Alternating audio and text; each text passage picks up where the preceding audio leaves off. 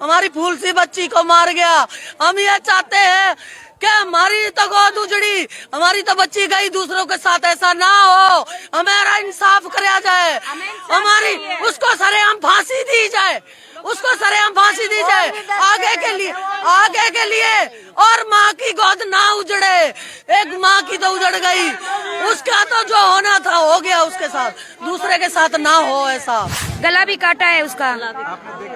हाँ देखा है हमने, बॉडी देखी है हमने, पूरे चेहरे पे भी काट रखा है, पूरा चेहरा भी बिल्कुल खराब कर रखा है उस लड़की का। खुशनुमा की हत्या का आरोपी पवन 4 दिन बाद भी पुलिस की पकड़ से दूर है। इसको लेकर परिजनों ने आज थाने में जोरदार हंगामा किया और पुलिस की कार्यवाही पर सवाल उठाए।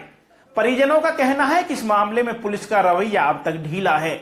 मृतिका की मां ने कहा कि मेरी बेटी को न्याय मिले और आरोपी को फांसी हो, ताकि भविष्य में किसी दूसरी बेटी के साथ ऐसा ना हो और किसी दूसरी मां की कोख ना उजड़े। आपको बता दें कि फरीदाबाद की डबुआ कॉलोनी में शनिवार को एक 15 साल की नाबालिग लड़की खुशनुमा और बिल्ली की दर्दनाक हत्या कर दी गई थी।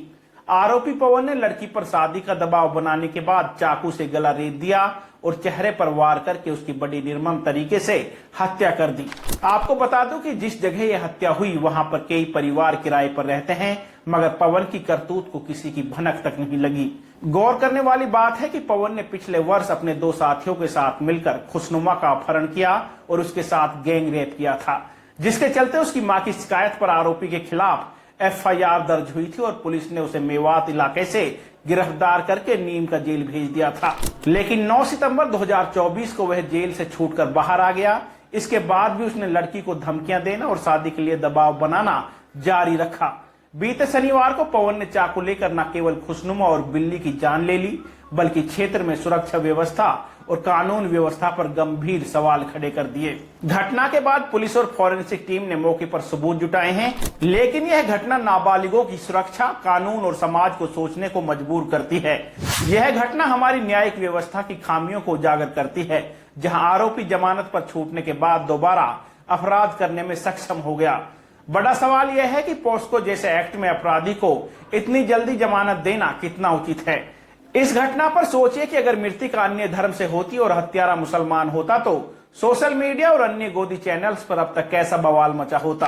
हत्यारे के धर्म के सभी लोगों को गालियां दी जा रही होती। मृतिका के लिए न्याय की मांग हर प्लेटफॉर्म से की जा रही होती। आंदोलन और विरोध प्रदर्शन खड़े हो गए होते। पिछले दिनों फरीदाबाद में एक दीपक नाम के युवक की हत्या उसके दोस्त करण ने कर दी थी, क्योंकि दीपक के करण की पत्नी के साथ अवैध संबंध थे। इस प्रकरण को लेकर तमाम तथाकथित हिंदू संगठन और बिट्टू बजरंगी सरीखे तमाम लोगों ने हिंदू मुस्लिम एंगल देने की भरपूर कोशिश की। यहां तक कि हाईवे तक को जाम करने की कोशिश की गई, लेकिन फरीदाबाद पुलिस ने बड़ा सराहनीय कार्य करते हुए दूध का दूध और पानी का पानी कर दिया और इस प्रकरण के वास्तविक आरोपी करण को गिरफ्तार किया। लेकिन अब इस रोती चीखती मां की पुकार किसी को नहीं सुनाई देगी। कोई भी सोशल मीडिया पर जस्टिस फॉर खुशनुमा के हैशटैग ट्रेंड नहीं करवाएगा। अब किसी का दिल दुखी नहीं होगा। अब कोई कानून व्यवस्था से सवाल नहीं करेगा कि पवन जैसे आरोपी को सिर्फ चंद महीने में जमानत दे दी गई, क्योंकि मृतिका मुसलमान है और हत्यारोपी दरिंदा विशेष समुदाय का है। आज का समाज एक ऐसा आईना बन चुका है जो हर घटना को धर्म और जाति के चश्मे से देखता है। हम इंसानियत और न्याय की बात तो करते हैं, परंतु जब सच्चाई का सामना होता है तो यह मूल्य कहीं खो से जाते हैं। हर हत्या, हर अन्याय एक जैसा होना चाहिए, दर्द और आक्रोश भी समान होना चाहिए, परंतु सच्चाई इससे कहीं दूर है। सोशल मीडिया और तथाकथित संगठनों का रवैया अक्सर यह दिखाता है कि कौन सी घटना उन्हें जरूरी लगती है और कौन सी अनदेखी कर दी जाती है। समाज की संवेदनाएं भी धर्म और पहचान के आधार पर बट जाती हैं। यदि अपराधी और पीड़ित विशेष पहचान से जुड़े हों तो न्याय और आक्रोश की परिभाषाएं भी बदल जाती हैं। क्या यह हमारी नैतिकता और संवेदनाओं की विफलता नहीं है?